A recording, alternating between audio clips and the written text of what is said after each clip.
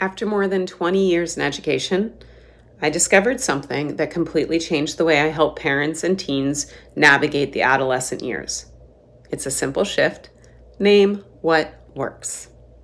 It means learning to actively look and say out loud what is going right, even when everything feels like it's going wrong, because what you name grows. Now, that insight didn't come from a textbook. It came from thousands of hours working with humans and decades of studying neuroscience and human development. And it also came from years inside of a classroom. For over 2 decades, I was a teacher, and the real work often started after the bell rang. Students would linger, conversations stretched long into the afternoon, and those conversations eventually grew into Radzak Consulting. And over the years, I've worked with thousands of teens and parents using this exact process, watching the same shift happen again and again. But there's one teen I'll never forget. I'm going to call her Allie. When I first met Allie, she had been diagnosed with depression. She was failing out of her junior year of high school. Motivation was gone, and the distance between her and her family had grown so wide it felt like no one could reach her. She had already rejected multiple therapists, and she felt hopeless. When I began working with her, I didn't try to fix everything.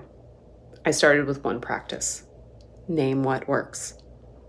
At first, it was small, but each time we sat together, she began to see something she hadn't seen before. That she was brave, she's capable. She was still showing up even when it was hard. And slowly, things began to shift. She lifted her head and she started to smile again, and the depression began to loosen its grip. And that gap between her family began to close. Her parents stopped living in constant fear. That same girl finished high school with A's and B's, got into college, and is happy and healthy, and she texts me occasionally. That's what happens when you name what works.